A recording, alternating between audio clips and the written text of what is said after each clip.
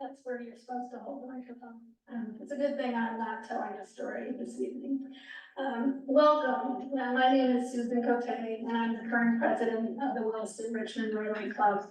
On behalf of our club, I want to welcome you to the very first ever Bill Skiff Story Slam. We would like to thank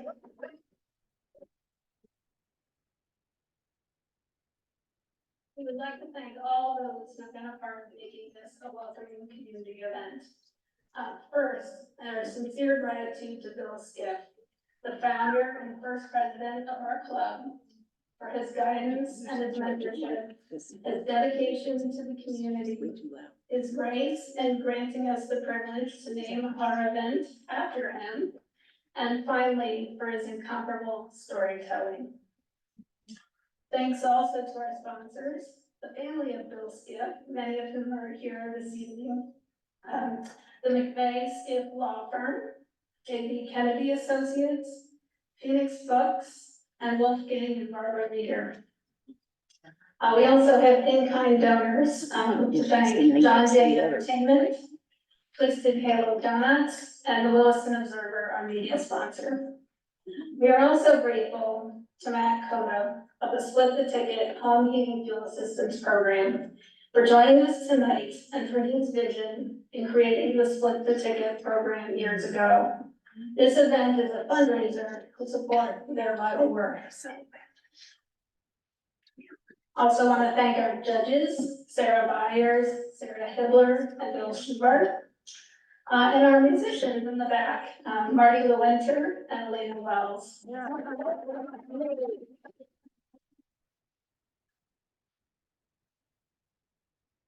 And of course, we want to thank the storytellers who are about to take the stage and bring our theme of hope to life.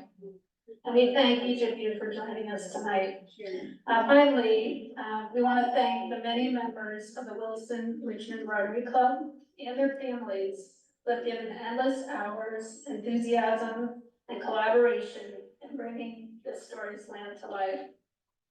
Among our members, a special mention must go to our chief event organizer, Sherry Pigeon.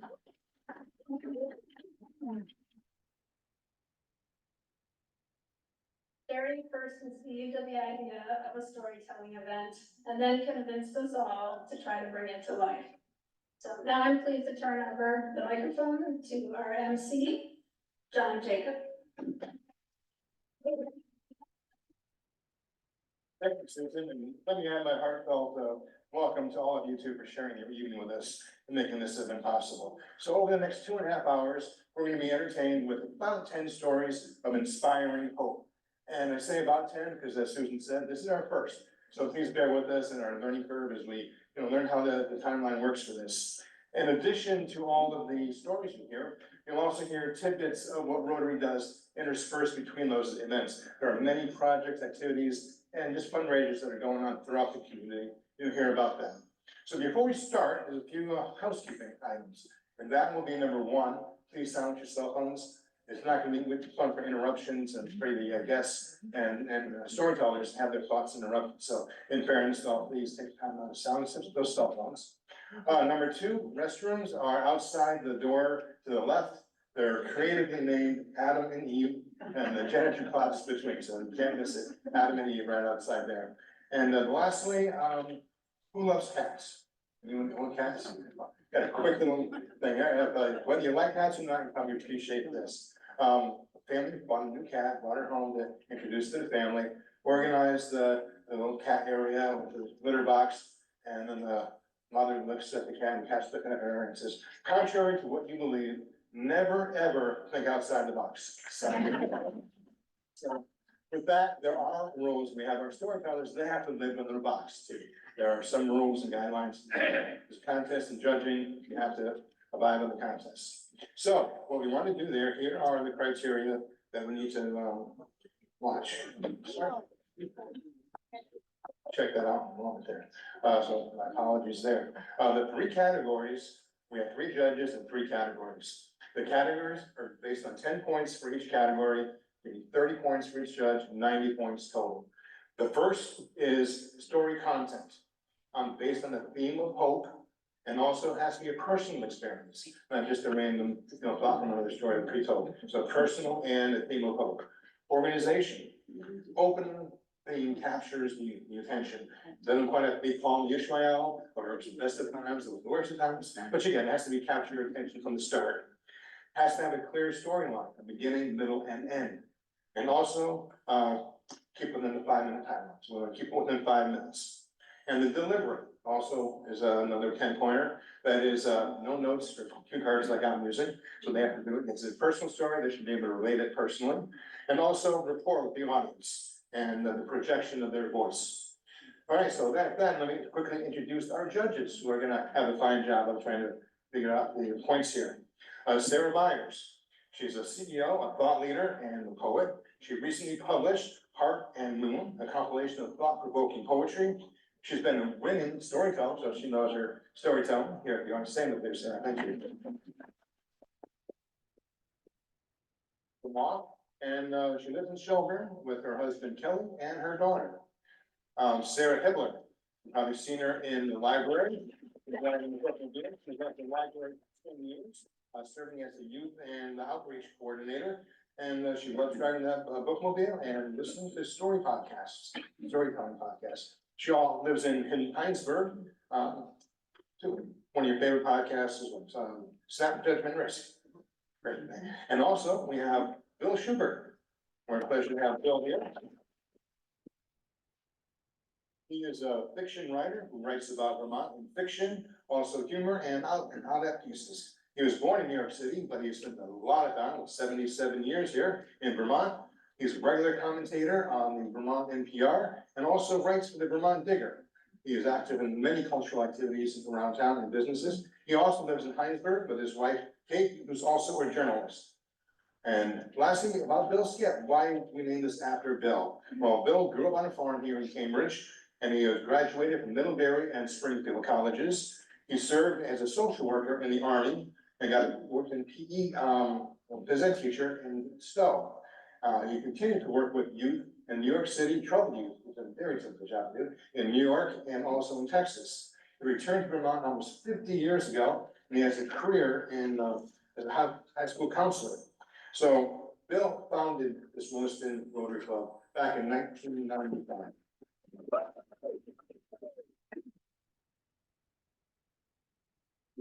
First president, and he received the Paul Harris Award.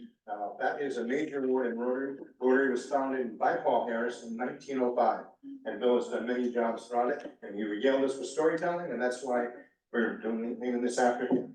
So our first up, we want to ask, just remember we have Bill, unfortunately could not be here with us today, but we have 9 members of his family with us, and Nan, his daughters Nan and Robin are here, and Nan's gonna take it over first, and she will draw the first name. The storytellers don't know who they are. It's a random draw out of the hat. So what's gonna happen is we'll draw whoever goes, and we'll pull out of the hat for the next storyteller, and while they're preparing the thoughts and proceeding to the stage, we'll do tidbits of Rotary. That's how that part will work. So welcome to the stage, Nan.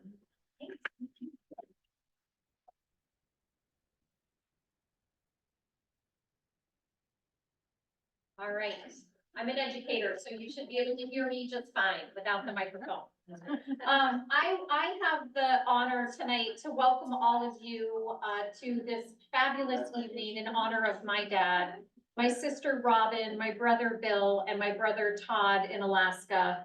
If you know Bill Skiff and treasure him, you know his enduring and loving spirit, and you can only imagine what our time has been like here in Williston, Vermont. So I thank you to the Rotary. I thank the community of Williston for this tremendous honor. It is not lost on our family that this is such a unique and beautiful thing. And to have the proceeds going to fellow Vermonters, there's nothing more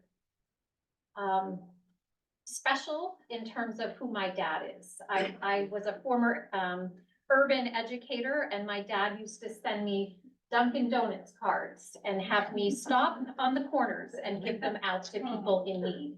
And he did that, he's done that for the last 15 years. So it's just very spiritual in a way that is how you all selected to spend the funding here raised this evening.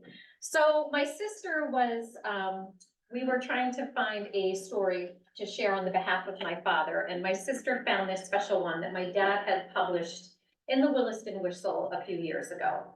It's called The Places I Have Played. Hey, old timer, I hope that. Sometimes things happen that touch your heart. My wife and I were leaving the Firehouse restaurant in Barry when we came out arm in arm, stopping before crossing the street.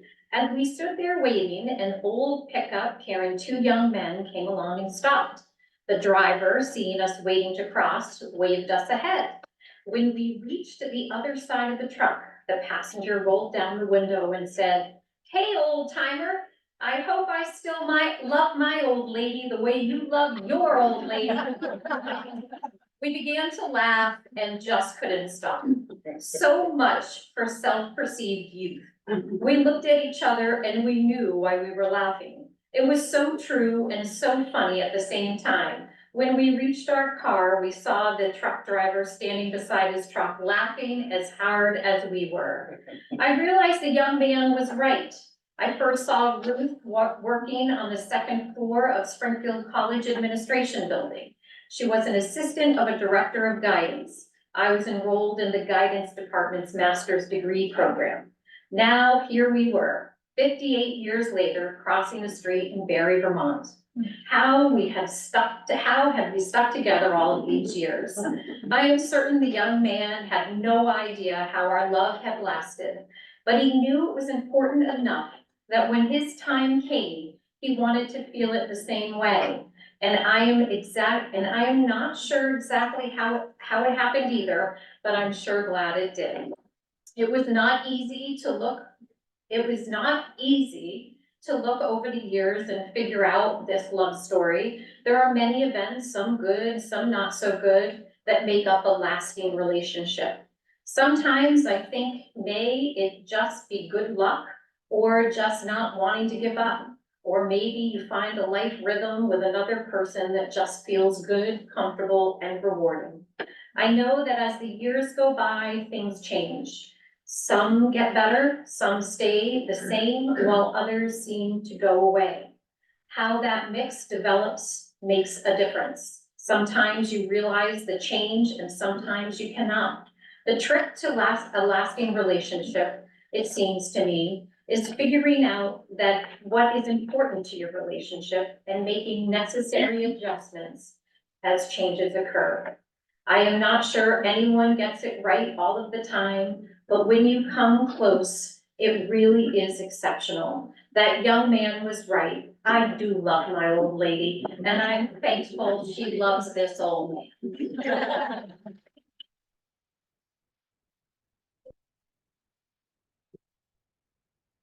With that, I'm gonna pull the first name that the night started.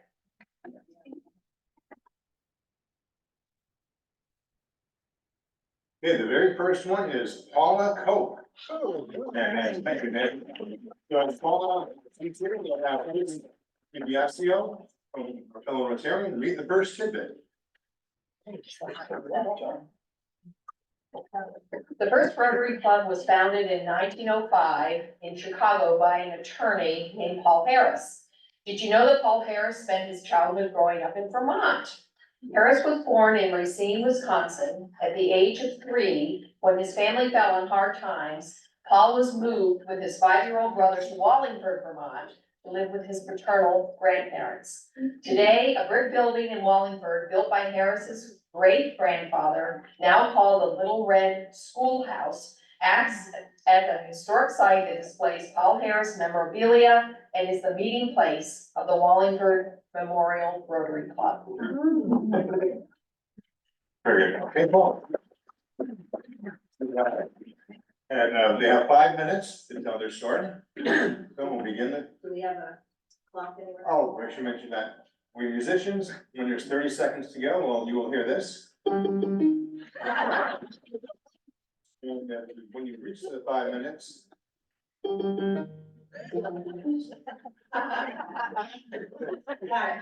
Okay, ready? Very. Got it. All right, so it's 1971. I'm in my fancy New York apartment. I'm listening to Sly and the Family Stone. I'm packing for college. I'm leaving the next morning on a bus to UVM. My mother, a 36-year-old former model, walks into my bedroom, like almost every night, drunk, high, also a common occurrence. She's on her way to Studio 54 or some other club. She'd been recently widowed when my father, my adopted father, 25 years older than she, died suddenly of a heart attack. He was a semi-famous physician and really was the strength of the family. My mother walks in and she says, listen, this mother thing, it's really not very good for me. It's not a gig I like. I've never been good at it. I really don't care about it. You're a really good kid. You'll be fine. Have a good life. By the way, I didn't pay your tuition and I'm selling the house and all the contents so I can travel the world. But you'll have a great day tomorrow. Bye. And she takes off and I never saw her for the rest of my life. I hop the bus, I go to UVM, I unpack and I walk across campus looking for a grown-up. What else should you do? I come upon a grown-up who takes me to financial aid. I sit on the bench and they yell next, and in I go and I meet 24-year-old Roger Summers, who was angel number 1. Roger at the time was a newly minted financial aid advisor and was eventually to become the first African-American VP of Student Affairs at UVM. And my inspiration for the rest of my life. Roger takes down the application, he takes down all the information, he gets to the part where I say, oh, and by the way, I'm 16. And he goes, oh, wait, too much for me, I need a supervisor. He goes out into the hall, he grabs the supervisor, and she says, in a rather loud, aggressive voice, just tell her to go, tell her to get a waitressing job, we can't help her, she's out of state, she's a minor, no parents, no siblings, no grandparents, no aunts, no uncles, she's gotta go. I hear all of that. Roger comes back into the room and he says in the calmest voice, I don't know what we're gonna do. I don't really have a plan yet, but if you come back in 3 days, I'll have a plan. And I was like, okay, that's great, I'll go. So he gives me this slip of paper, I bring it to the bookstore, I buy my books, I settle in, I go to class, I come back in 3 days. And Roger says, so here's the thing, we gotta get you to be an in-state student so we can get you available for financial aid. And you need to be an emancipated minor, because you're 16. I'm like, how do I do that? And he said, well, you have to go to court in New York. I'm like, okay, I have $84 babysitting money, I'll just hop the bus. I take the bus 9 hours to Manhattan, I walk into surrogate's court on a Friday afternoon, and I meet angel number 2, Mrs. Reardon. Mrs. Reardon is in her late 60s, she's been secretary of the court since BC. And she's in front of her typewriter, probably still in Underwood. And she says, what are you here for? And I said, I'm here to be declared an emancipated minor. And she's like, oh dear, it doesn't work like that. It's an application process. We have to find your parents. They have to give up parental rights. It's a really big deal. It's very complicated. And I said, I can't do that. I need financial aid. I need something from the court. I need you to declare me an emancipated minor. So into her Underwood typewriter, she puts a piece of court letterhead. Andy Michael, I don't want to hear anything about legal situations. And she types a letter that says, Paula Oppenheim came before the Surrogates Court of New York to be declared an emancipated minor. And the court finds no fault with that. She signs as secretary of the court, she puts the gold seal on it, she puts it in a letterhead envelope, slaps it in my hand, and she's like, good luck, dear. You and I both know this means nothing, but it's the best I can do. So Angel 2 sends me back in a cab to catch the bus back to UVM. I've got my letter in hand, I feel great, because whatever that is that I'm supposed to be, I'm now that thing, I'm an emancipated minor. I go see Roger Monday morning, I give him the letter, he looks at this and he goes, okay, fine, whatever. He puts it in the file and checks the box, emancipated minor. He also gets me in-state tuition, that's a more complicated story. And 4 years later, when I graduated UVM with a degree in physical therapy, Roger, there as my only family, I had no family at graduation, was at the foot of the stairs as I took my diploma, and he received both me and my diploma with a dozen white roses. Thank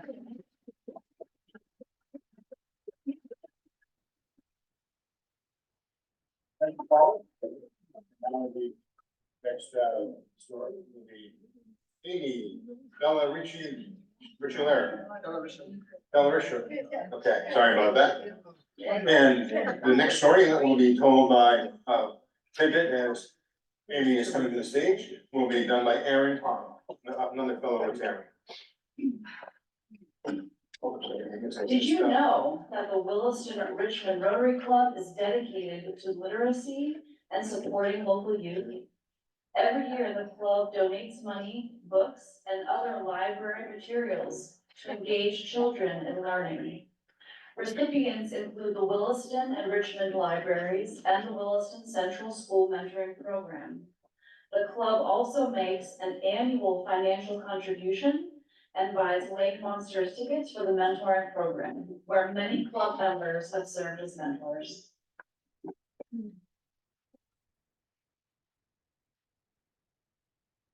Okay, now go ahead and proceed with your story. All right, good evening, everybody. My name is Amy Della Richelieu. It's a mouthful, I know.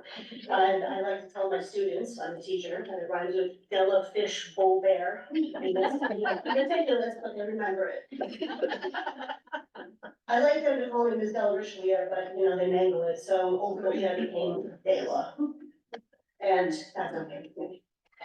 And, you know, there's nothing I find more hopeful than the first days of like anything.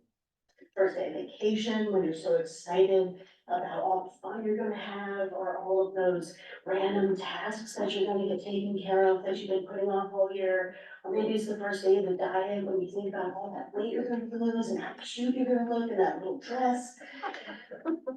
I think that the first day of work at any job is probably the most terrifying yet hopeful day ever. And for me, I've been teaching for 18 years now, but 18 years ago, even beyond that, my first day ever teaching in a school or working in a school, I was hired as a paraprofessional in a middle school. I was very hopeful. And I was, this was my first day at work, but it was also kind of my first day back at middle school. And I was hopeful that I would find somebody to eat my lunch with, and I was hopeful that my outfit looked okay, and that they would like me, and oh my God, I still remember how to do algebra. Okay, so I go to school, I arrive, I'm bright-eyed, I'm bushy-tailed, I come into the classroom and I meet all the students, and they named me Misty. I thought it was Miss D, but they were actually calling me Misty, M-I-S-T-Y. I didn't learn that until much later in the school year, much to my chagrin. And, things actually went pretty well. Once I just sort of got the nerves out and let myself get into it, it was okay. I was like, yeah, I got this, and I made it through the whole day. No, incidents or anything like that. And I get to this math class, it's the very last one, and two students that I'm working with are sitting in the back of the room. And I see them and they're passing a note back and forth to each other. This is the days before texting, obviously. So I'm thinking to myself, well, it's my job to keep these kids on task, so I should probably do something about this. So I go into stealth mode, I sneak right up and yoink, grab the note right out of this kid's cap. And the kid turns around and is every shade of red that you can imagine. So I'm like, I got something good. So I open up the note and it says, Miss D has nice gums. I was like, oh my God, you told me about this, I'm not prepared for this, I don't want this kid to hate me, I don't want this to be awkward, I don't want him looking at my gums, I don't know what to do. And in my panic, I just decided to fold the note and put it back on the desk and say, Jason, Chubbs is spelled with a J. And in that moment, I knew I got this. And 18 years later, I still got this. Thank you very much.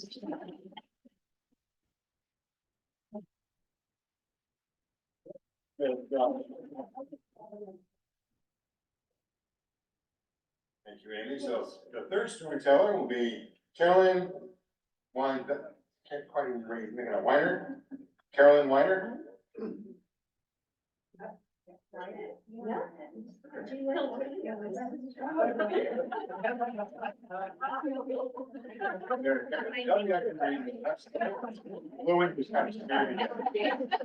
Looks like Warner.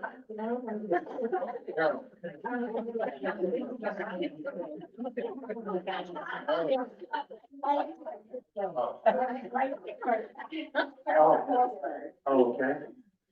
Very good, Carolyn, and then just a moment ago, because we have a third Rotary. And this is a written, proposal by Andrew Michaels. Did you know that Rotary International voted to admit women in 1989, and that women were among the founding members of this Williston-Richmond Club in 1995? Yes.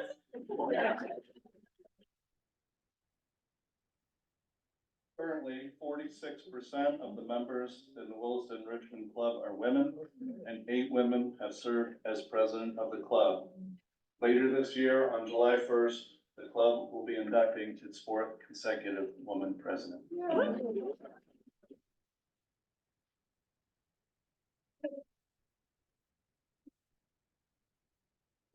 Hello, everybody. I have to tell you the reason for the cow suit. Bill brought the fun to Butternut Road. And I planned my story around one of the fun events that we had. 4th of July would come around and he would plan a float of some kind. And the one I remember the most was when we were having an issue with Walmart coming in. And it was going to develop down at the, past corners.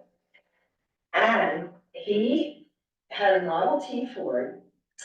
And Ruth sat in the passenger side, he sat on the other side, and I walked behind in my cow costume. And I had made this for a party he had at the house when 2 neighbors were moving. So he had a big sign, sold out for condos. And he was smoking a big cigar. And Ruth was sitting on the other side counting the money. And I walked behind. And he said, I'm keeping one for practice. And that's my short story. I have many more, but it was right on. The other one that was really fun was when he turned, Robin would probably remember this, when he turned his house into a speakeasy. And he had tables all over the living room. And he hired me to come play my violin at the table. I was Bill's neighbor, but he brought the fun to our road. And more events, and he's very much missed. And that's why.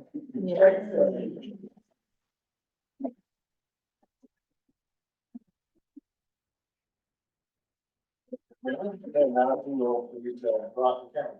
Should that probably name?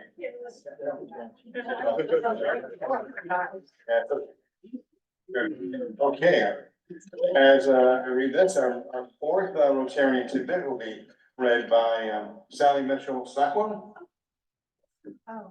And the storyteller would be Mark Kammeyer.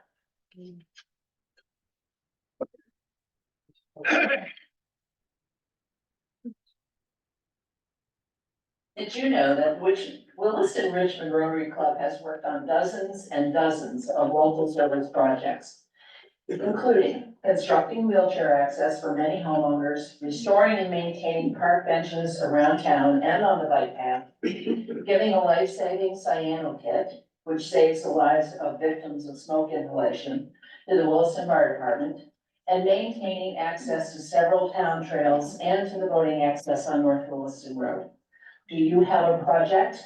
Please consider reaching out to our club to see if it's something we can help you with.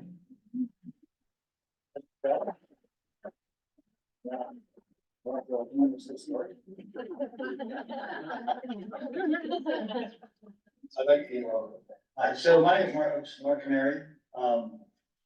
This story kind of has started 15 years ago, but it happens every year. So it's always a cold January day. I set my alarm for 2 hours before I usually get up, which for most people, 9 o'clock in the morning. Because I'm not going to bed till 4. So I get up at 9 o'clock, get on my phone, put in the code to get baseball tickets. Gotta make sure that I get the same seats that I had the year before for opening day, because they won. So I grew up outside of Philadelphia, so I have tickets to Phillies games, and every year for 15 years, this will be the 15th year coming up, me and my college friends go to opening day, so I get in the app, go, okay, I need section 413. 13 is my favorite number, they won last year, so we're gonna sit there again. So every year, the anticipation in January, it's freezing cold, but it's baseball tickets. So I get my baseball tickets, now it's 2.5 months of planning, when are we gonna meet, where are we gonna eat? How are we gonna get there? My trip is 6.5 hours, or 6 hours, and it's usually overnight. So 2.5 months later, I get in the car, usually 2 or 3, depending if I work or not that day. So after 6 hours, I get to my mom's house. So it's my child who I grew up. And it's just like, guys, hope that it's not gonna rain. At least if it rains, I have another day, extra day, because they play the next day and I have both days off. But you hope it's not gonna rain, you hope it's gonna be nice out. Have to wear the same t-shirt, above the same sweatshirt. Hopefully it's not too warm, because I need layers, because most of the time in March in Philadelphia, it's cold. So I need to put them on in order so that the 15-year-old t-shirt with the little P on it, everybody can see it. So I get to my friend's house and we meet the other 15, sometimes 20 people, not all go to the game. We have a lunch, have a beer, maybe 2, maybe 3. Get back, go to the game, and it's just summer, even though sometimes it's 40. Last year it was 65, so it's warm. After winter in Vermont, 45, 50 degrees is warm. And for baseball, to me, I've been going to see the Phillies since I've been 6 years old. So baseball is like a new day every year. And if you don't follow baseball, Phillies are actually good now, but for a long time, it was bad. But every year, it doesn't matter, there's always that hope. The hope that this is gonna be the year. Now, luckily, I've seen 2 World Series champions. I was at one World Series game that they actually won but lost the series. I was at a no-hitter against the Phillies in the World Series 2 years ago against the Houston Astros. But this year, it's gonna be the year. This year, that I'm gonna be there when they win the World Series game. And as a joke to all my friends, I always say it's gonna be the Phillies A's. And if anybody follows baseball, knows that's probably not ever gonna be possible because the games are never gonna be good. But the reason why we're at the team, we were, host family for the Lake Monsters for a while, and when they chose the A's, my wife's like, they're so far away. I'm like, no, that's perfect. Green's my favorite color, and the A's are my favorite American League baseball team. So we did that for 15 years. But it's just the hope of the first pitch, you write the lineup down, first pitch, first hit, hopefully the first run, and hopefully, win or lose, it's always one of my favorite days of the year because summer started and it's baseball season. And there's always hope that this is the year that we'll see them win again.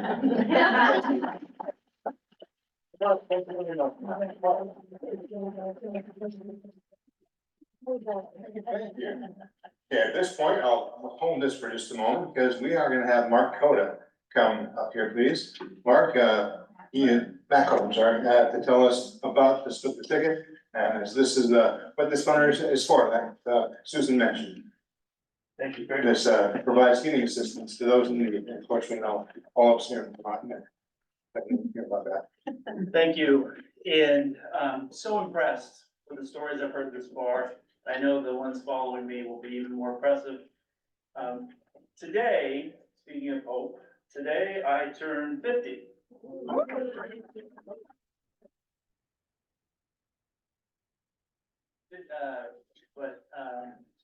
My wife is here, Sarah, and this is an elaborate surprise party for me, she assured me. We'll be leaving for a birthday party after this, but I couldn't miss this amazing event. and what's behind it, because let me tell you a bit what's behind Split the Ticket. So, like many of us, grew up in the seventies and probably now, I had an unconventional, childcare arrangement. My mother was an emergency room nurse at Bellows Falls Memorial Hospital, and my father and my uncle, and all worked for my grandfather and grandmother in Bellows Falls, which is a company called Coda & Coda. It's a heating oil and heating service company in Bellows Falls, still run by a cousin of mine. The Coda & Coda is my grandfather and grandmother, because she made darn sure that everyone knew that she was half that company, and she was. And when I had childcare, when my mother was in the emergency room working as a nurse, my grandmother would sit me down and make me read the paper. First, the Town Crier, then the Wall Street Journal, because she ran the books, she ran the numbers, and she was very smart. My grandfather was different. He drove the truck and was the fire chief, volunteer fire chief, and was the unofficial mayor of Bellows Falls during his time there. And he held court at the Miss Bellows Falls Diner, which is still there. If you've ever been to Bellows Falls, it's like a Worcester diner, dining car, railroad car. And my favorite part of that unconventional childcare was not reading the Wall Street Journal with my grandmother, the taskmaster, but hanging out with my grandfather, who everyone knew, at the Bellows Falls Diner, and ordering a couple of hot dogs and a Coke and some French fries. And I remember in December, one time, I was with him and someone came in and handed him a fistful of money. And I thought that was odd, but he did run a business and maybe he needed to get paid for a bill. And I asked him, I said, Grandpa Ken, what was that all about? He said, well, that's Mr. Smith. He owns this business and that business, and he's done pretty well for himself. And he knows that I know that there are people here in Bellows Falls that don't have enough money for kerosene or heating oil and may go cold on Christmas. So he knows that if he gives me this money, that I'll make sure that the people that I know that need help won't go cold on Christmas. And I thought, that's just a really amazing story. It sort of tells the story of my grandfather and his background. Fast forward to 2007, I changed jobs. I was a reporter for a long time. I changed jobs and I started to work back here in Vermont, raised my kids here in Vermont. And I get a call out of the blue on the first week of the job, talk about hope on the first starting your job, from Howard Novak. And Howard says, Matt, you don't know me, but we had a ski event and I've got $1,000 and we want to help people with heating assistance. What can we do? And I thought about it and I said, yeah, I could find someone. And I thought about my grandfather and I thought, I think I can do better than just take the $1,000 and find 2 or 3 or 4 people that need help. I think I can turn that $1,000 into $2,000. And that was really the beginning of the Split the Ticket program. The Split the Ticket program, if you know, the ticket is a delivery invoice. It comes off the truck and it shows you how many gallons you bought and how much you pay. And what the Split the Ticket program does is it takes that ticket and it splits it in 2. And half of those gallons are paid for by the fuel company that delivers them. And half of those gallons are paid through charitable donations. That all started with that $1,000 donation from the Williston-Richmond Rotary back in 2007. To date, we have delivered more than 100,000 gallons of free heating fuel throughout Vermont over the past 15, 16 years. And it's one of the many things that I do, but it's one of the programs that I most enjoy. So when Leslie came to me and she said, Matt, we've got this great program. We're going to do something completely different. It's going to be wonderful. She was right. But then she said, it's on February 10th. And I said, oh, that's my birthday. Oh, that's my 50th birthday. And then I thought, there's nowhere else I'd want to be in front of the people that inspired me to have hope, to give, and of service above self. And I want to thank Howard. I want to thank Leslie and all the people of the Williston Rotary for their continued support of the Split the Ticket Fund. And out back, there's information about what the program is, the website, and testimonials, pages of testimonials from fuel dealers that have given, from people that have given money, and from those that have received fuel. And I always like to leave the Williston-Richmond Rotary with one that sticks with me. It's always the case of Diana James of James and James Oil in Bellas Falls, who told me, she said, Matt, we did our split the ticket delivery. I said, great. Send the ticket, we'll split it in half, I'll pay for half of it through the charitable donations. And she said, I gotta tell you the story. The truck showed up to deliver the fuel oil, and the woman comes running out, baby in hand. No, no, no, no, no, no, no, no, no, no, no, don't do it, don't do it, don't do it. And she didn't realize, she thought it was an unscheduled delivery. And the driver comes out and says, no, this is free. She's like, what do you mean it's free? It's like, well, this is a program called Split the Ticket. It's one of your neighbors knew you were having a hard time, that knew that your husband was having medical issues, knew that you had a young one at home, wanted to make sure. So they called us, asked us to deliver it. We're paying for half of it. And this charity, which is lots of people donate now, but before it was just you. These people up in Williston and Richmond helped fill this tank. And she was beside herself as one is who receives a act of kindness, a gift of warmth from a neighbor. So thank you. Thank you for allowing this program to thrive. Thank you for your continued support.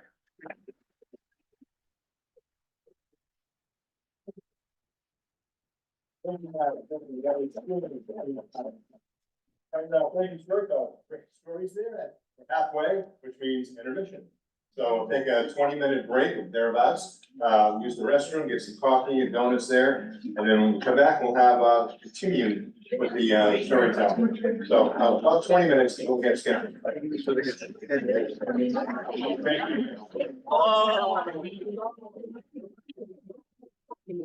What happened is that was nice, the lighting was nice, but.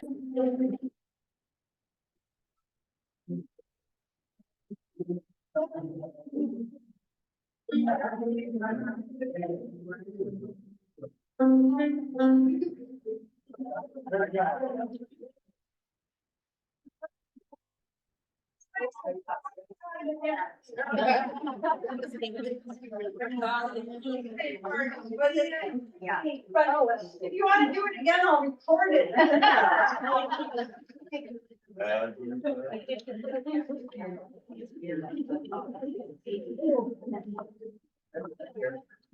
Okay, our next storyteller will be Helen Weston.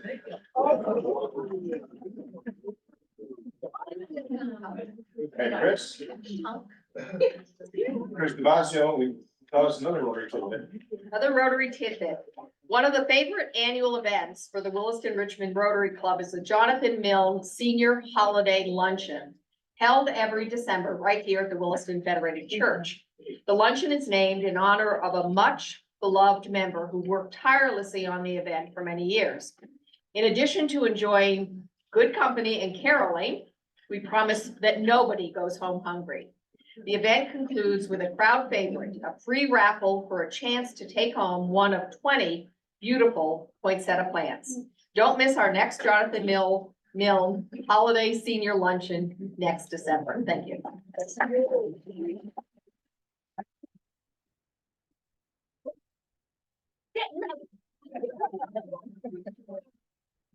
It's not about me or the chief. So anyway, my name is Helen Weston. I was born and raised in Bristol, Vermont, 9th generation Vermonter. So I have some pretty deep roots here. One of my favorite things about Vermont is meeting people who emulate what Vermont is. And we all know that Bill Skiff is one of those people. Yeah. So if Bill Skiff was in the football game tomorrow, I'd be rooting for him, that's for darn sure. So I grew up in a family of 6 kids, 2 parents, and we were very loud. So we were loud with our instruments, we were loud with our sports, we were loud with our debates and laughter and fighting and all of that stuff that tells what family is and what Vermont is. So we all took music lessons. We all had piano lessons. We all played an instrument. And I started playing in the Bristol Town Band when I was in 5th grade. And I still remember when my parents had for their family car, the red Volkswagen. And there were 6 kids two parents, and we go trundling up to the Bristol Town Band, and we all get out just like clowns and everything, and we go and play, and then we go home. So fast forward 60 years. And I'm in Williston. Lucky me, because right after I moved to Williston, who did I meet but the one, the only Bill Skiff. So he was like a kindred spirit to me. Oh, I love that man, because I grew up in playing in our house with like house concerts. You know, we'd all get together and neighbors would get together and they'd bring their instruments and we'd play for Christmas carols or Thanksgiving or 4th of July. We'd have some big band concerts out in the back for me during our barbecue. You know, one of those loud moments. So when I met Bill Skiff, I started telling him about my childhood and he goes, you know what? I love throwing a house party. So I'm like, well, let's do one together then. Well, wouldn't that be fun? And he's like, okay, let's do it. I'm like, well, let's have a theme. So we came up with a country western theme. So I'm like, I have this perfect outfit, which I forgot to wear tonight, but like, what am I gonna choose, country western or cheese? Wait, it's not about the cheese. So we picked the country western theme. I was gonna play the piano, I was gonna sing a few tunes, and Bill was gonna play the bass. He's like, but you know what? I don't have a bass. I'm like, well, why don't you build one? He's like, oh, okay. You know, like the olden days when they had the washboard bass. You know, you get the wash tub and you turn it upside down, put a stick on it and a string, and there you got your bass. Like, great!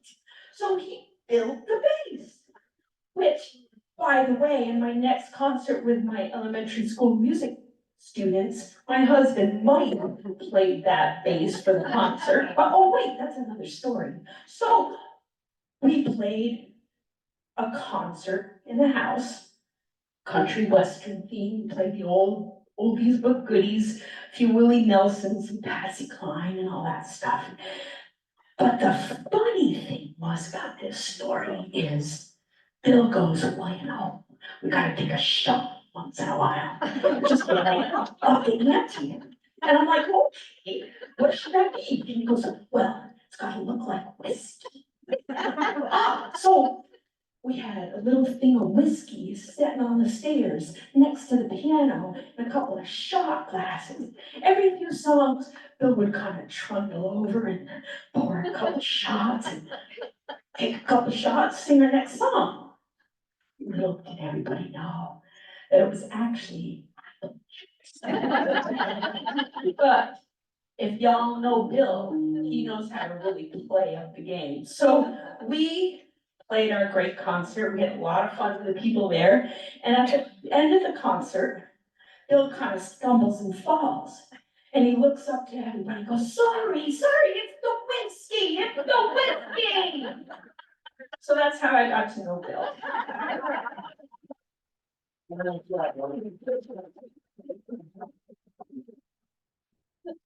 Okay, now the ginger, I should. And ginger proceeds, Aaron Bond will listen to what brings it.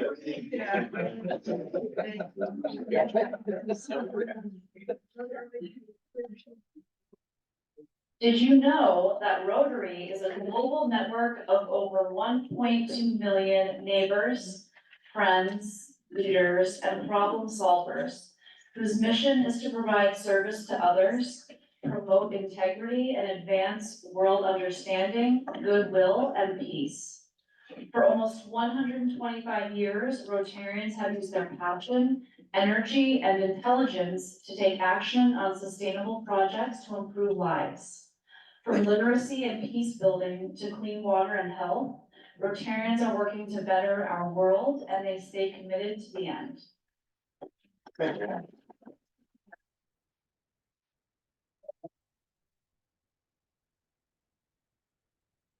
Thank you.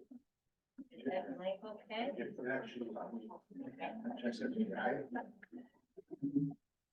That's good. Thank you. About 5 years ago, on a July 4th weekend, our children gave us a surprise 60th birthday party. And our anniversary wasn't until October. It was the biggest surprise we've ever had. And Bill Skiff was the master of ceremonies. Bill was certainly funny because he was telling how our marriage had never been recorded. It was our 60th anniversary year also. And so he let people know it hadn't been recorded anywhere in the state of Vermont. And we had actually written to the state and contacted everyone. And what happened, the way it got discovered was a few years after we'd been married, Arlene DeGree, a neighbor, worked in the town clerk's office. And she stopped by one day and said, "We haven't seen your wedding because," and she said, "You have a copy of your marriage license." Well, we didn't have a copy of it, and they were all, every year, the town report in Williston would have who got married, who died, and who had a new baby. So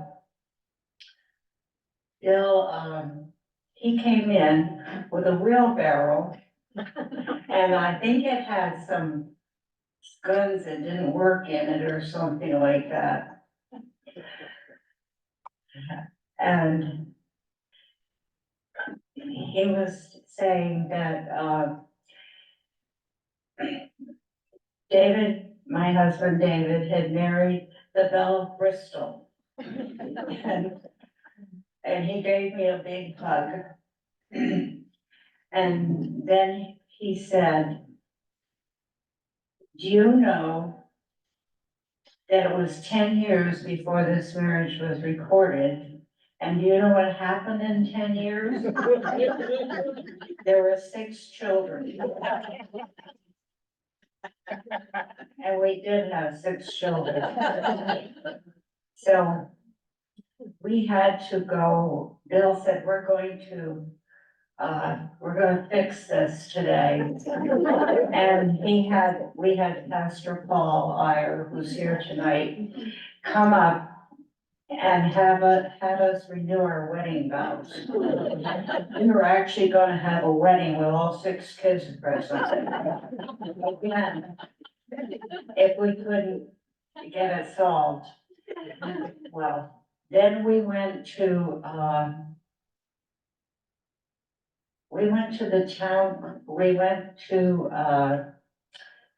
probate court with the town clerk of Williston. After the woman that worked at the town office wanted a copy of our marriage license and we didn't have it. So when we got to probate court, the judge said, "Well, if you had a paper with a mistake on it, we could help you. But you don't have a paper, so we can't help you." So the years went by. I had taken a guest list, and even the booklet that are the people who stood up with us. I had taken that also to the probate court. And I've read, nothing seemed to be working. And then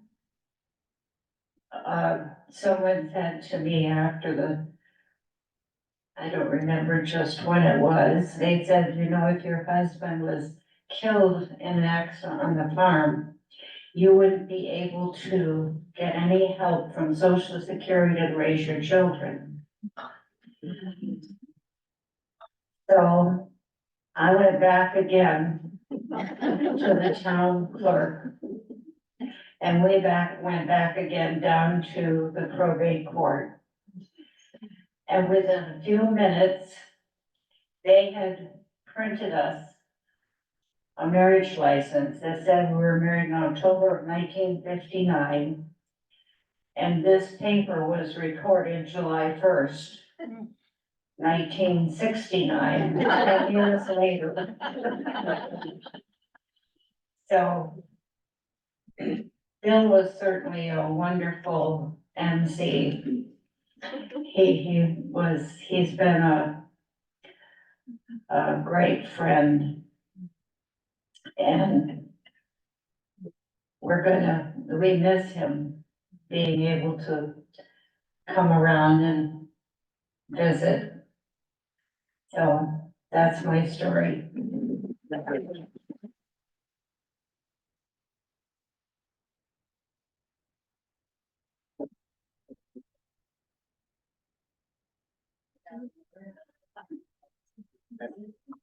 Okay, thank you. And the next one, as Andy Michael makes his way here for Rotarian tidbit, we have Carmine Stenks. Did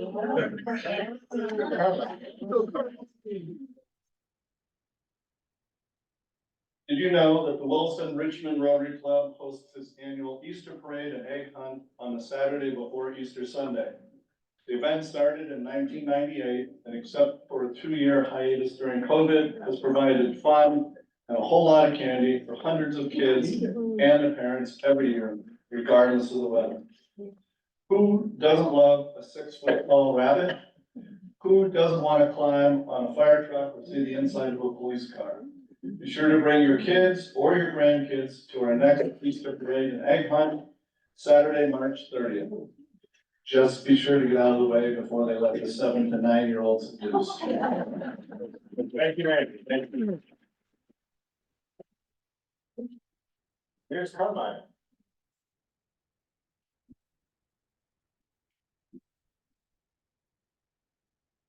I'm Carmen Sacco, and before we start my story, I'm just wondering who the person is that has the pipes on their motorcycle that rides here for the Rotary meetings. Hello, every Thursday morning and wakes me up. So whoever you are, would you please ride a Honda or something instead of a Harley? I really appreciate it. So the theme seems to be around the early 1970s. And in 1970, in the summer, I was a Girl Scout. I know it's hard to believe, but I was. And I worked at a Girl Scout camp. And at the end of the summer, there was a group of us and we'd always get together and party and have a good time. Now we had just turned 18. So, and the drinking age in New York was 18. So you'll have to excuse the fact that we were teenagers. So we decided to go up to Marcy Dam, which is in New York. And we got up to the lean-to and put up all our camping stuff. And then decided that we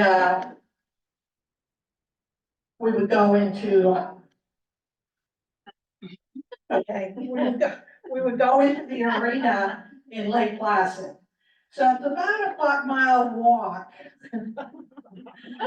to the arena, which is where the ice skating rink for the Olympics was. And the reason we were going to the arena was, of course, to have a few drinks. And at that time, we drank 7 and 7s. Now, I don't know if you're familiar with them, but it's 7-Up and whiskey. So we were there for a little bit, couple hours, and decided to, wasn't me, I never made these decisions, but decided to get a warm bottle of 7-Up and a warm bottle of whiskey, and then trek back up to the lean-to and party. So anybody that has had the experience of warm alcohol and warm anything knows that's probably not the best idea. So, the lean-to had a picnic table, and the picnic table was right up against the lean-to. And somewhere in the middle of the night, I decided to get up, and I walked onto the picnic table, right into the wood pile. Now, I didn't know that I had done that until I woke up in the morning. It's a wood pile. Right, not a scratch on me. So now we're really all hungover, and, you know, again, we're teenagers, so. But I was supposed to be at my parents' house by 9 o'clock that morning. And so this is already like 12 o'clock. And we're moving really slow. So we hike back down to my car, which I have a Ford Maverick, and I called it a fix or repair daily car. Because it really was a fix or repair daily car. We get in the car, we go about 2 miles, I have a flat tire. Now, I'm probably about 6 hours late at that point. So the 5 of us get out of the car, we change the tire. Yes, Girl Scouts can change the car tire. And then I still have to drop everybody off. And so now we're getting around 6 o'clock at night. Oh, my. So, I drop everybody off, and, I drive into the driveway, and, here's where the hope part comes. I hope that I'm alive, so that I could come and stand on the stage tonight and tell this story.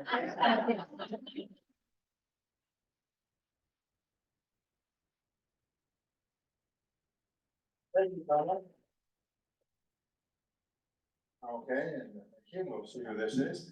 In the meantime, we will have Sally also come up again with another Rotarian tidbit. And our next storyteller will be Jackie Lynn.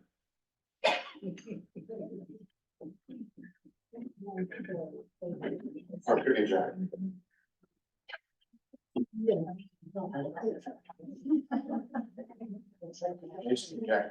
Jack.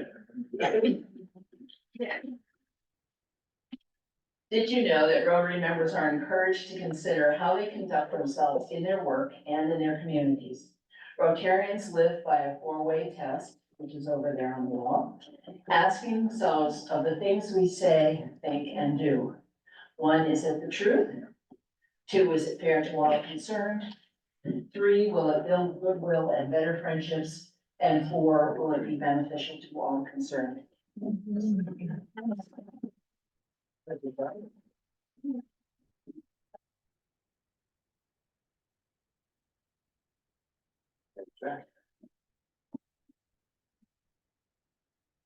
Jack Lynn from Richmond, and I'm here because I saw Bill's name, and he was the counselor for my 2 sons, who are now very successful and have their own families and live in the same dead end road I do. And I think he could take credit for some of this success. So this story starts, I come from a family of, there were 5 older brothers, and then there was me, and then there was 7 more. So we really never had any alone time. Ever. And my dad learned not to talk. I mean, he just never could get a word in. So we grew up on the east side of Cleveland, and I went to a high school. I had one, what do they call, Irish twin brother. I was born in 1941. He was born in 1941. And so I graduated from high school, and my dad had no idea what I was gonna do. I had no idea what I was gonna do.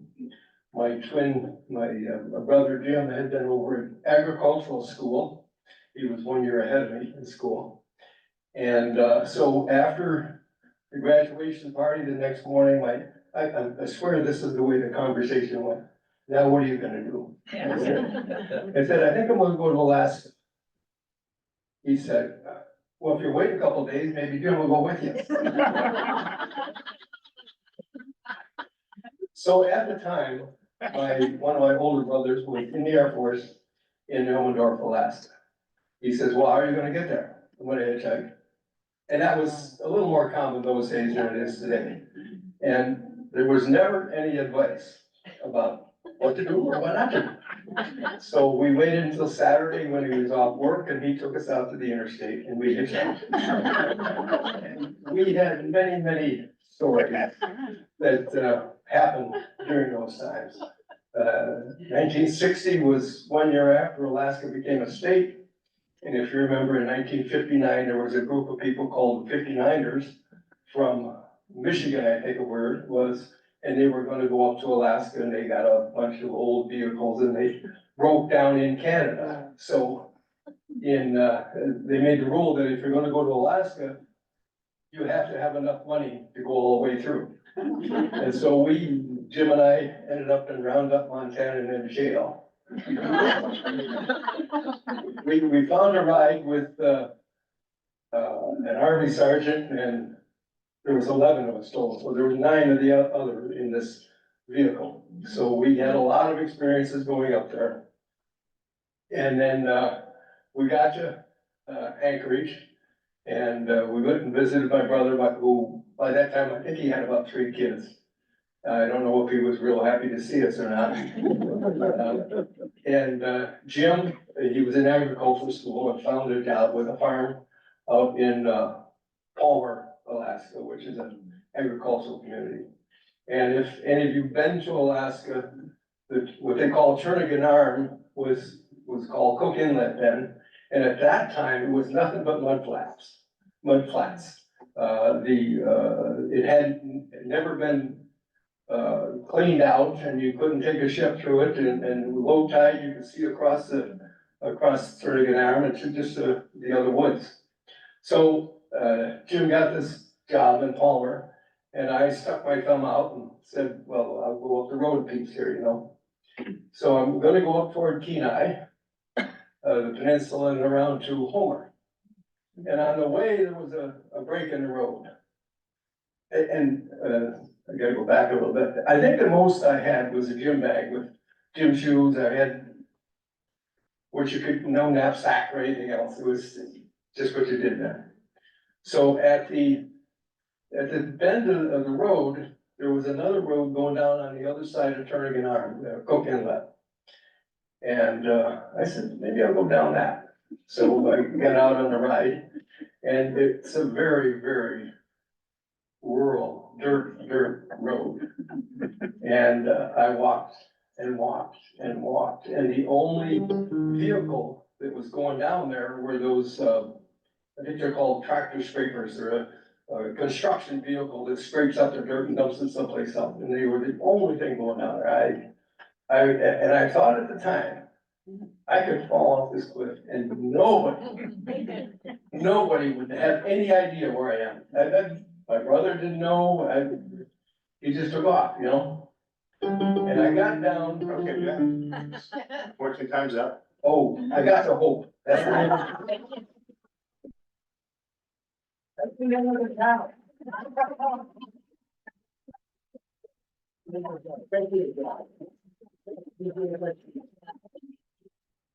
Next. So we go. Okay, Sharon Gutwin will be our next storyteller.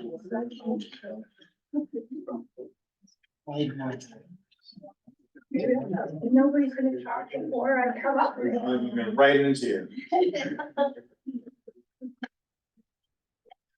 So I have a story, in the, 1974, 2 teenage girls and a cheese can. I had just gotten my driver's license to drive without an adult. And my friend Anita and I took north from Western New York, about 5 hours to Algonquin Park. Not to be confused with Algonquin, that's in southern Maine. Algonquin is in Ontario, and who's been to Algonquin? Anybody? Most people that go with a canoe. It's very remote. You don't hear any noise except for the paddle hitting the side of the canoe. And we're on a portage And I don't know about any other woman in this room, but when you're 17 years old and a girl, you're sort of feeling that power that girls have with boys and flirting. And there were two guys on the portage trail. There were two rangers, handsome rangers. And we thought, well, with the length of the path, we'll just have some fun, and we did. And we said goodbye, got into our canoe and headed to a small island and a small lake in the middle of nowhere. And set up our tent, started a campfire. The fire was really roaring, and opened up our dinner of crackers and cheese whiz. And we finished that. I read on the back of the can, do not put near fire or flame. And I thought, that sounds exciting. And the fire was certainly hot, and it certainly had flame. But I thought through enough to know that's probably not a good idea, because it's likely gonna blow and it's metal, and I didn't want metal to be flying. Not anywhere near us anyways. So I made a boat out of tin foil. And in the tin foil boat, I put hot coals. On the hot coals, I put a can of cheese whiz. I think it was partially empty, I'm not sure. Anyways, I set it out onto the water and let it drift away. And it was one of those nights, it turned dark, and it was a night that was only lit by stars, and the lake was like glass.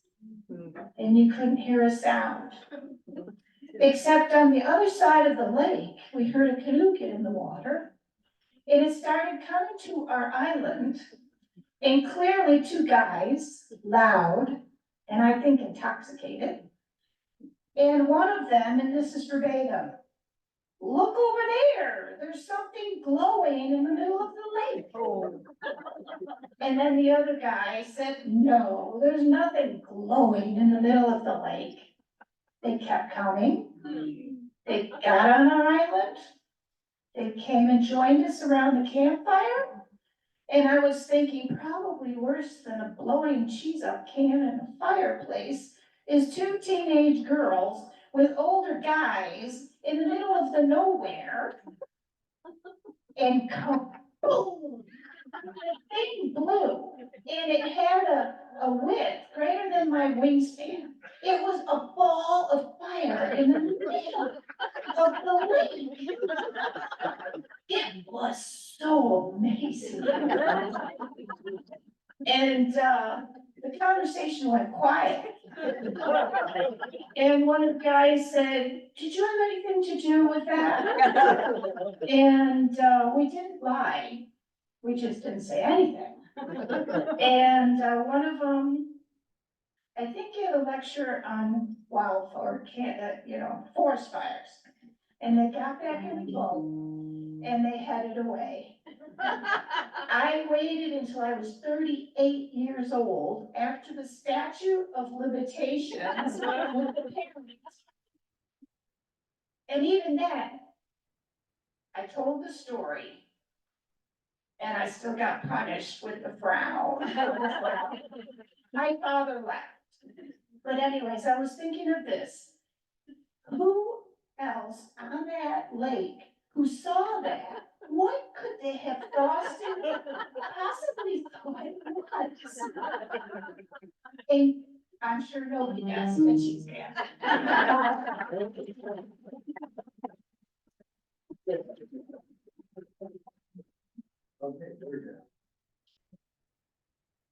Ted Kenny.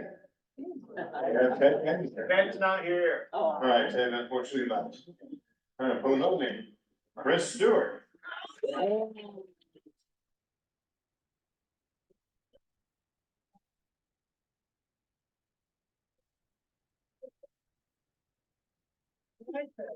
Did you make Ted leave? Yeah, I did. I actually told Ted to leave, yeah.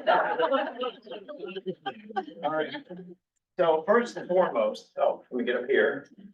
Robin Skiff, Robin Skiff and I went to high school together, and it's great to see her and the rest of her family. Bill lives here, your mom lives here, great people. I know I've got 5 minutes, so I'm gonna start right off.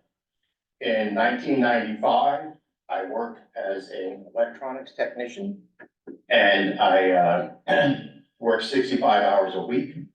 And I love my job, had a great budding career as a possible service manager of a facility that took care of police, fire, rescue equipment, the ground floor of cellular phone equipment. Back then, people had to push to talk and shut up to listen with the two-way radio. And so one night, my boss says to me, the big boss wants us to move a cabinet out of his basement. And I'm like, well, let's just hire a moving company. And, I'm not a mover. So I go there after 11 hours of work. And I look at this cabinet. It's a World War II surplus filing cabinet. And it's in the basement. So we took the drawers out. This thing weighed a lot. I was quite a bit bigger back then because I was a gym rat. And they were like, well, you can do this. My boss is like, you're used to moving cast iron. And I said, those are under my terms. So we start to go up the stairs, and some foreshadowing, the hand truck fails. And this cabinet comes back and hits me in the head, and I hear pop, pop, pop. And I knew it wasn't anything other than maybe something in my neck or my back. I got really angry, pushed the cabinet up the stairs. That was February 1st of 1995. February 2nd of 1995, I went to the ER. I found out that my career was over. My weightlifting, bull-headed idiot career was over. And eventually, I went to physical therapy for 6 hours a week. That became my new career. And I developed carpal channel syndrome from watching TV with a remote. And wish that was still funny. Let's go ahead. In 2002, my mother returned from the Peace Corps in Poland. And she said, let's move back to Vermont. This was in Philadelphia, outside of, in New Jersey, actually. Exit 4, for those of you New Jerseyoids. And I spent a long time in despair and depression. I lost a lot of great friendships, and people in this room probably know what happened in the 90s with Big Pharma. Let's just say that's over for me.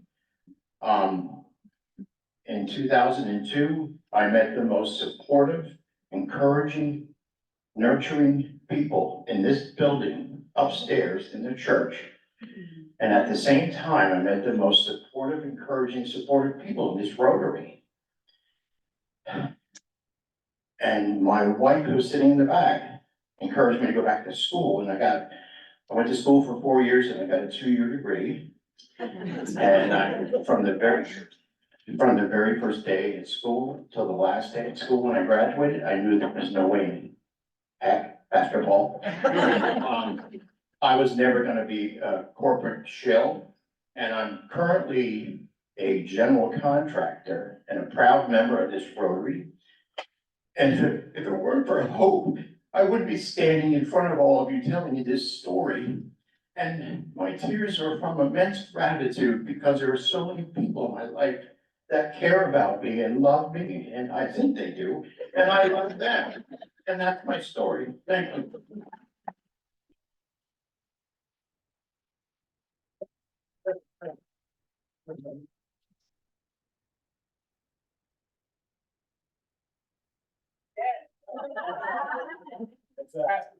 That's the ball with the rest of the story.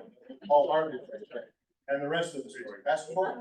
And Chris, we're proud to have you here too, so as a member of our Rotary Club. Tomorrow.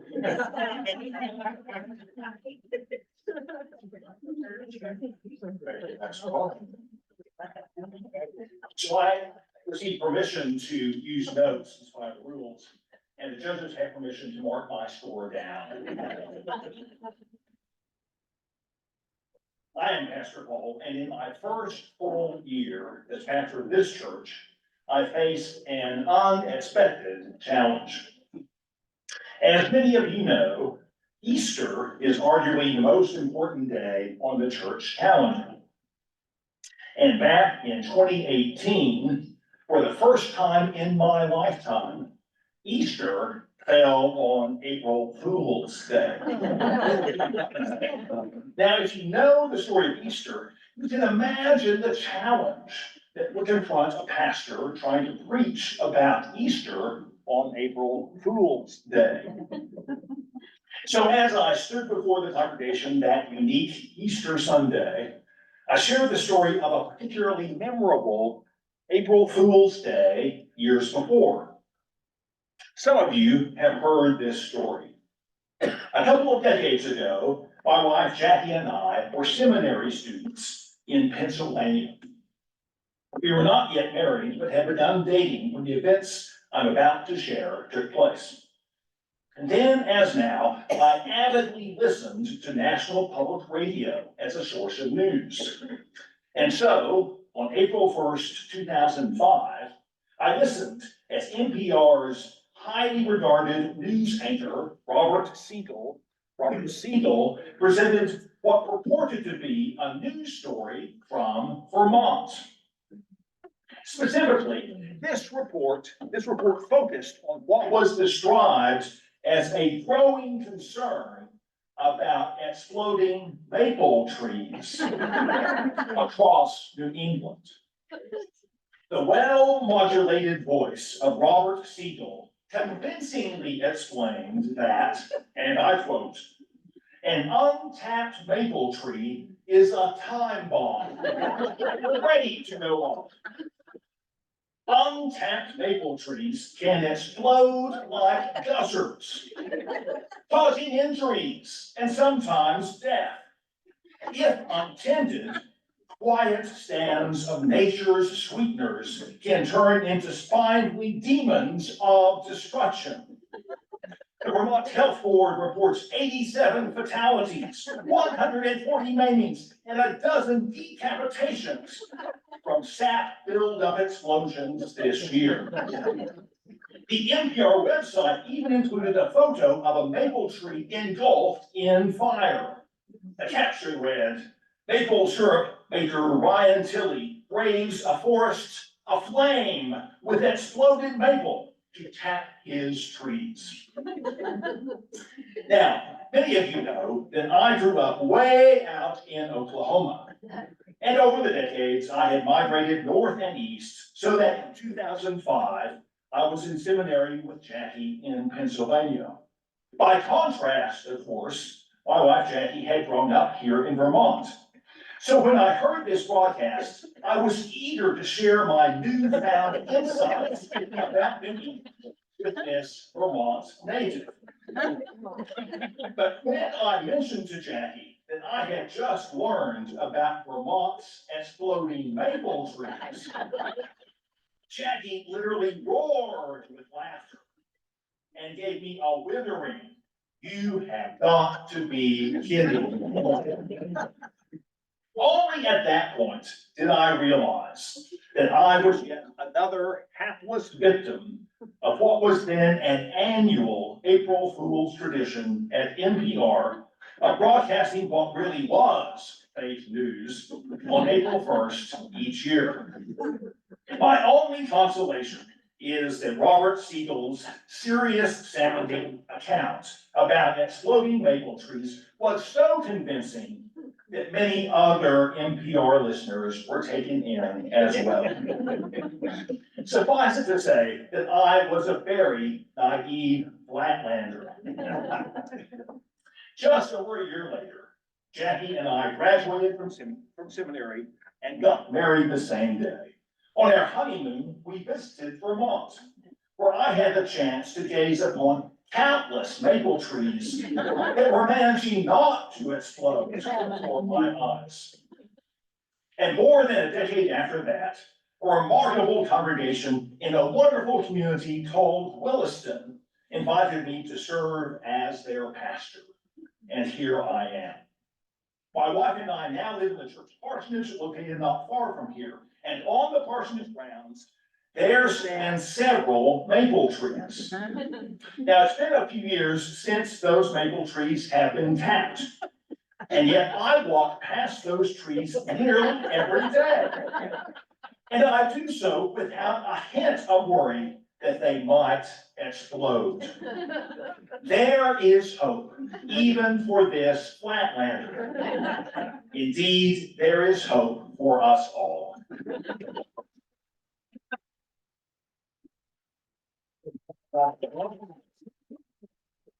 Next, we have Charlie McGill. Charlie. Look, hear your story. I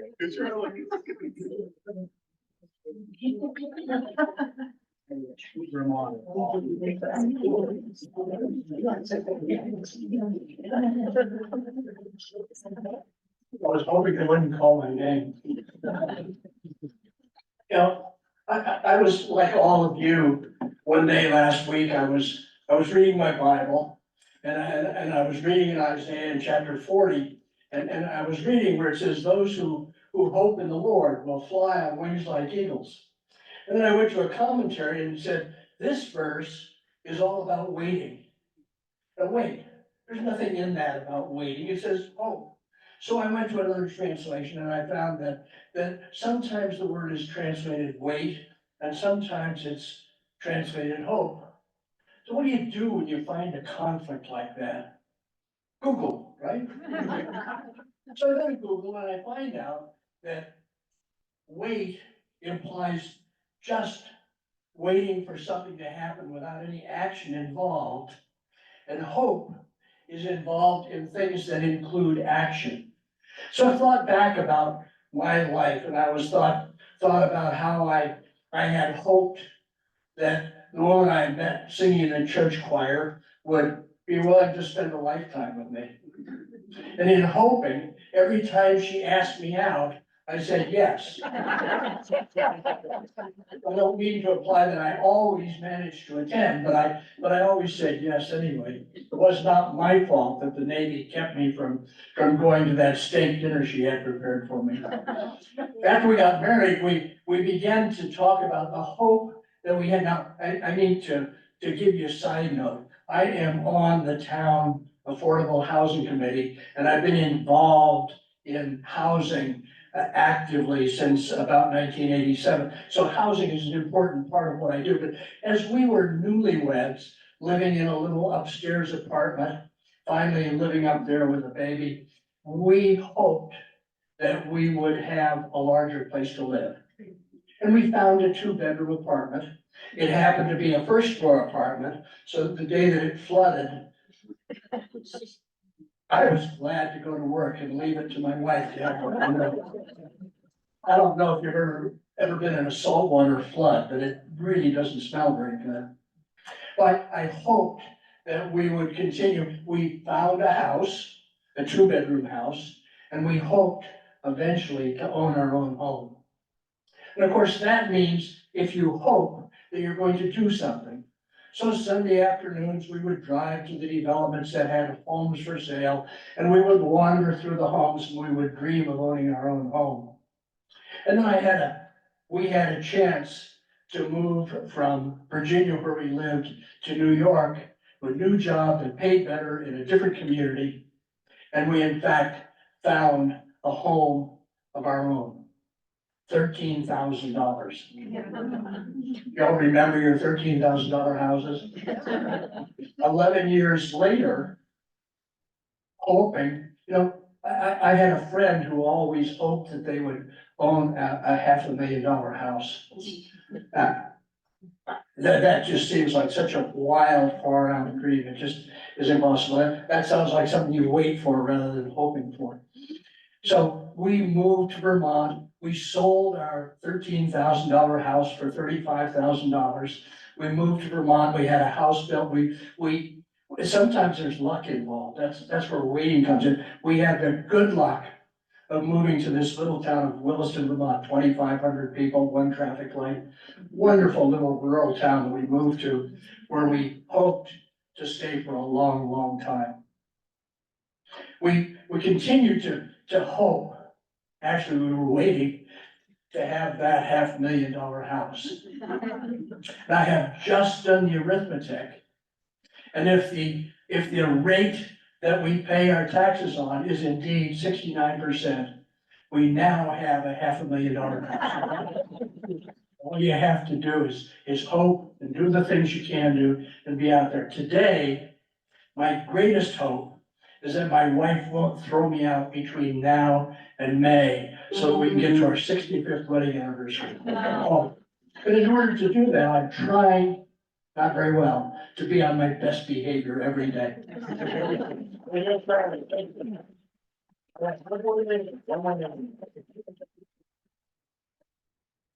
And it is, sir. Mike Eichner. Mike, are you there?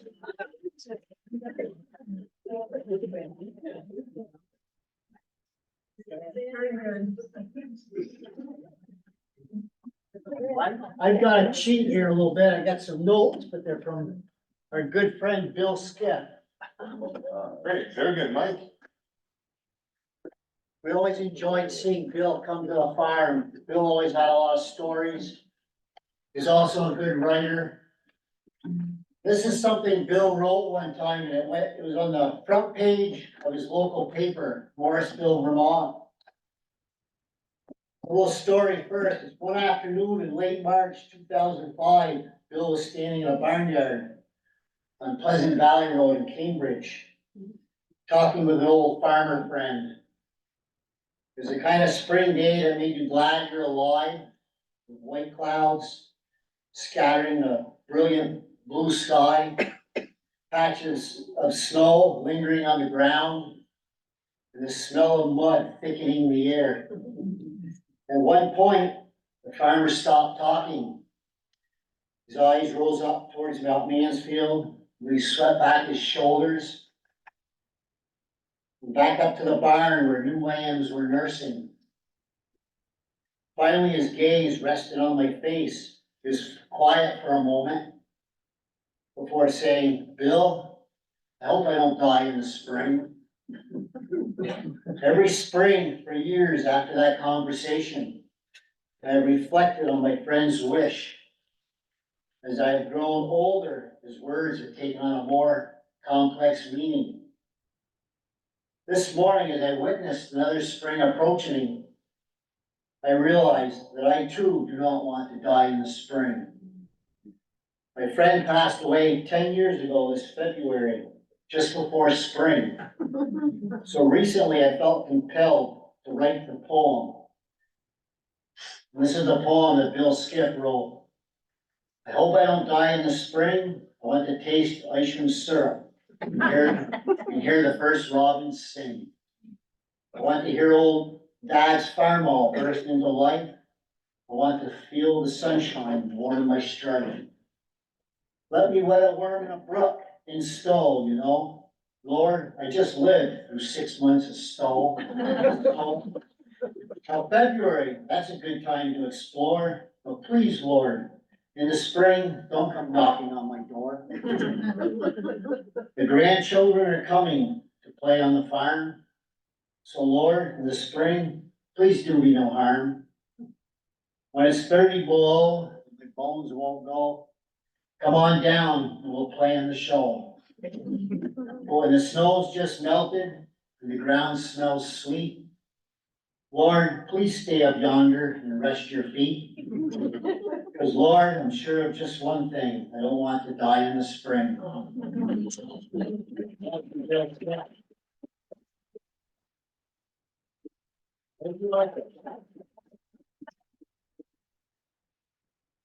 But that's the storytellers,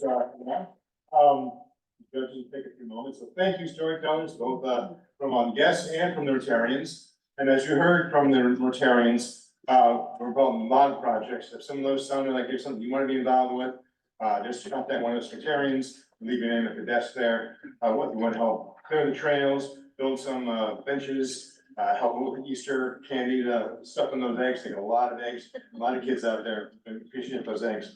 So don't forget to stop by and let us know. We'd love to have you join the Rotary Club too. And also, Rick's gonna total up the scores, the winner of the first book will be getting a book by Bill on memorial stories. He's gonna personalize it and send it out to you. It's not here right now, but we'll get that out. The second, place will get a book by Lori McLaughlin. It's right here. It's called The Road Not Taken. She's an author from Milton.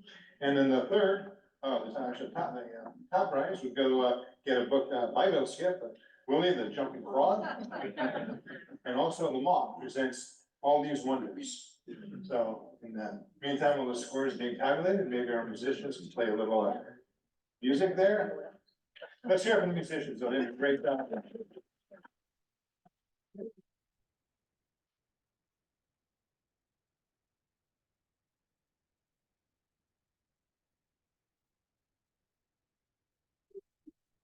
Third place. With a score of 82.7 out of a possible 90 is Charlie.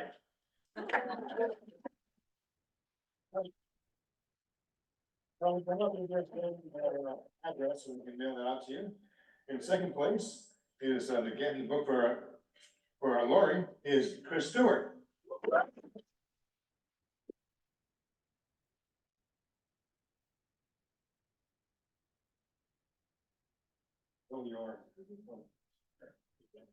I was pushing for first place, but.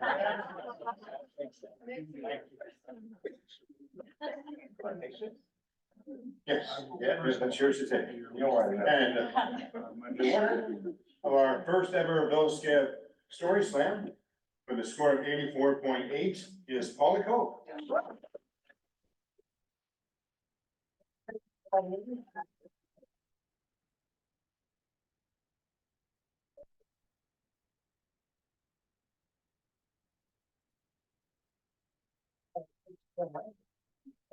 Thank you all, thank you all, yes.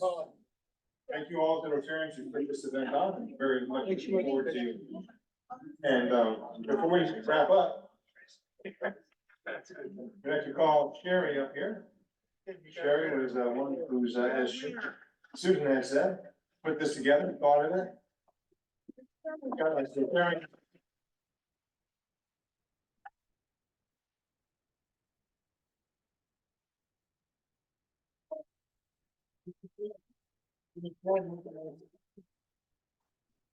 First annual Bill Skiff and our first one of this year fundraising.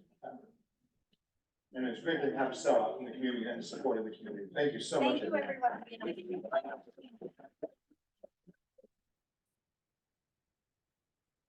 The three winners? Yes. Yes, the three winners. Why don't you come up here, please? I can get a photo of all of you. It's a great idea, listen. She runs the show. The photo. Yeah.